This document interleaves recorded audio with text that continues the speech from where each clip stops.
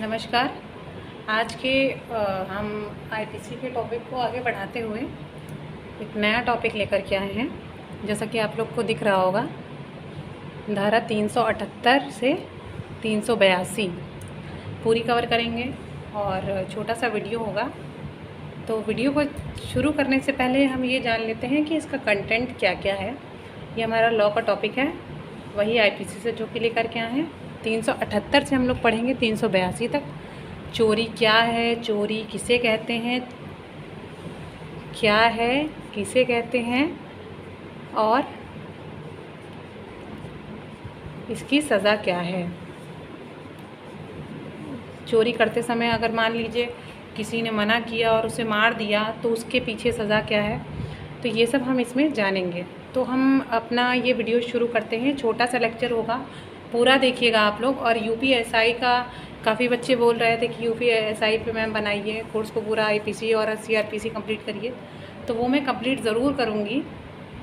बस मेरी एक आप लोगों से एक ही चीज़ कहना चाहती हूँ कि आप लोग जो है इसको ज़्यादा से ज़्यादा पढ़ाइए, ताकि जो एसआई वाले बच्चे हैं या फिर जो लॉ वाले बच्चे हैं या जो भी सेमेस्टर वाले एग्ज़ाम दे रहे हैं बच्चे या फिर क्लैट का एग्ज़ाम दे रहे हैं, सबको ये काम आएगा।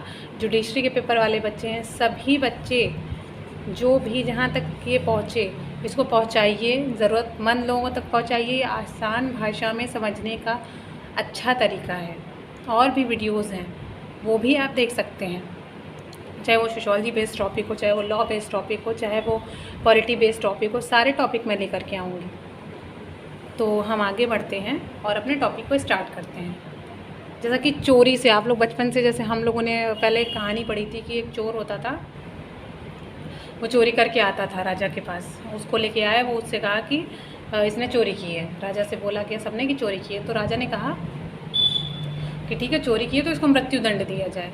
तो उसने कहा ठीक है भाई, मृत्यु दंड अगर देना है तो दीजिए आप, लेकिन हाँ एक शर्त है। उस जो चोर था उसने कहा एक शर्त है कि मेरे पास एक बीज है, इसको जो भी बोएगा पेड़ उसमें मिट्टी में, अगर मिट्टी में इसको बोएंगे तो ये सोने के पत्ते या इसका हर चीज़ सोने का होगा।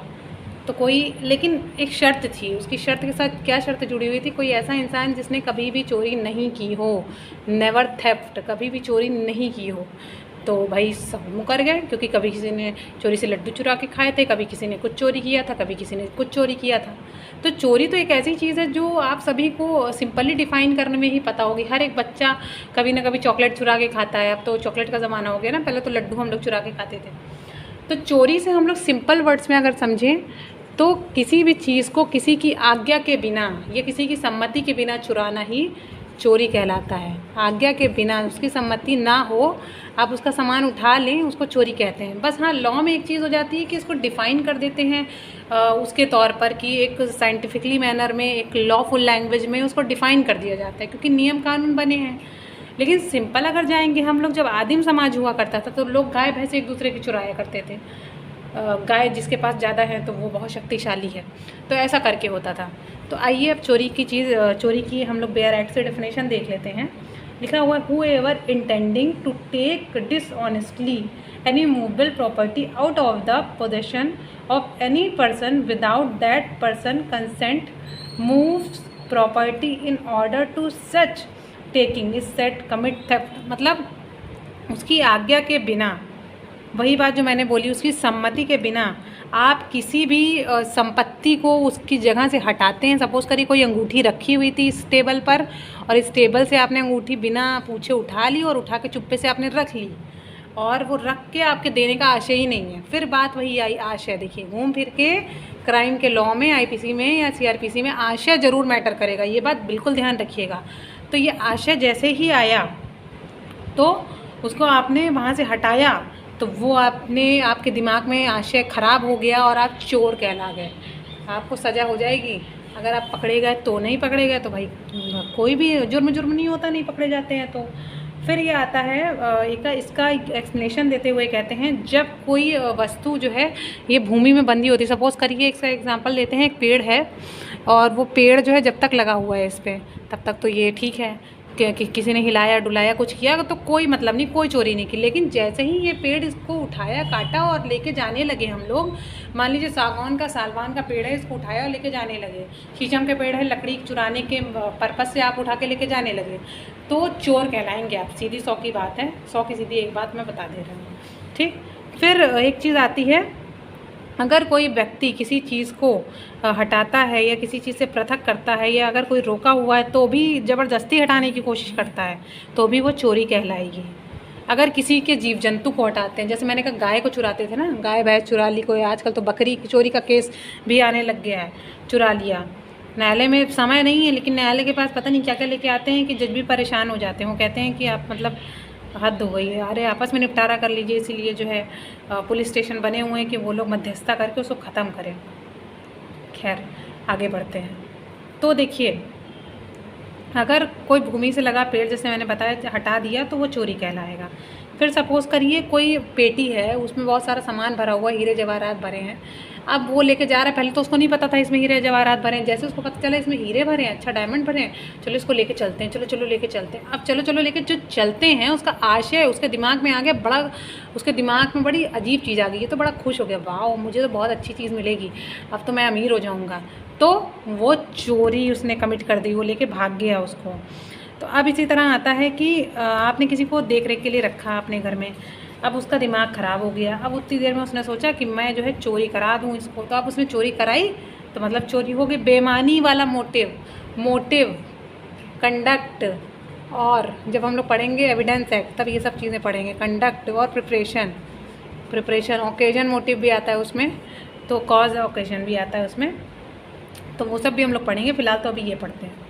फिर नेक्स्ट आता है कि सपोज़ करिए कि आप किसी के घर गए, मेज़ पे अंगूठी रखी हुई है, आपने झट से उठा के जेब में रख ली, तो वो ये मत सोचिए कि वो चोरी नहीं है, वो भी एक चोरी ही है। तो किसी का सामान जो रखा है ना, तो उसको उसको वहीं रखे रहने दीजिए।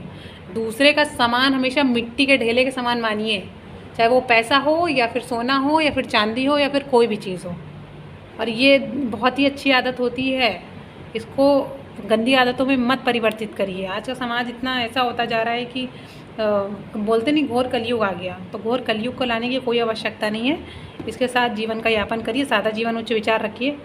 लाल बहादुर शास्त्री जी भी कहा करते थे इस बात को, तो उनको अपनी जीवन शैली में लेकर के आइए।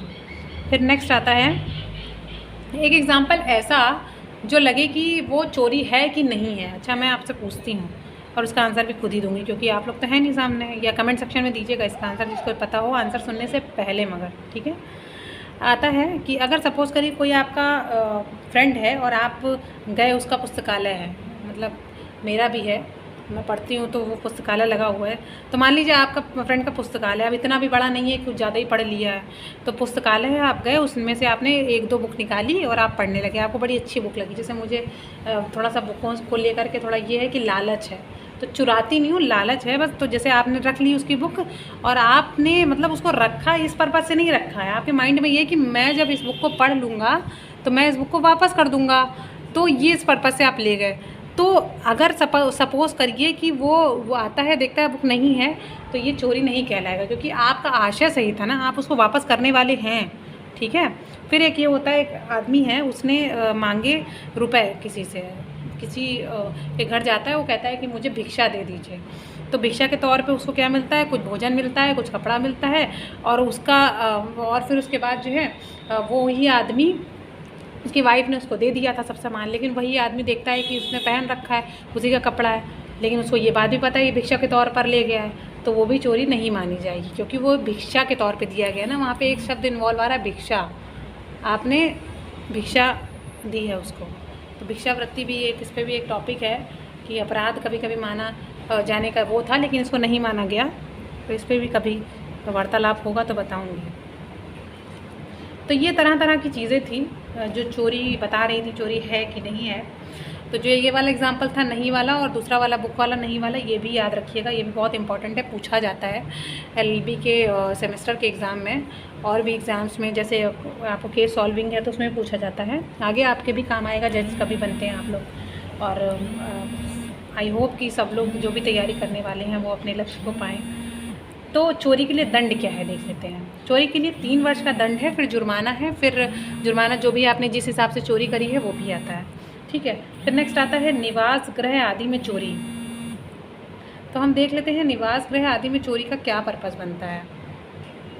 तो इसमें सपोज़ करिए आप किसी तंबू में चोरी कर लेते हैं, आप कहीं पे किसी के घर में घुस के चोरी कर लेते हैं और पता नहीं चल रहा है उसको, या पता भी चल रहा है उसको, तो वो भी चीज़ें रहती हैं, ठीक है। तो वो चीज़ क्या कहलाती है, चोरी कहलाती है आपकी। इसके लिए 7 वर्ष का जुर्माना है।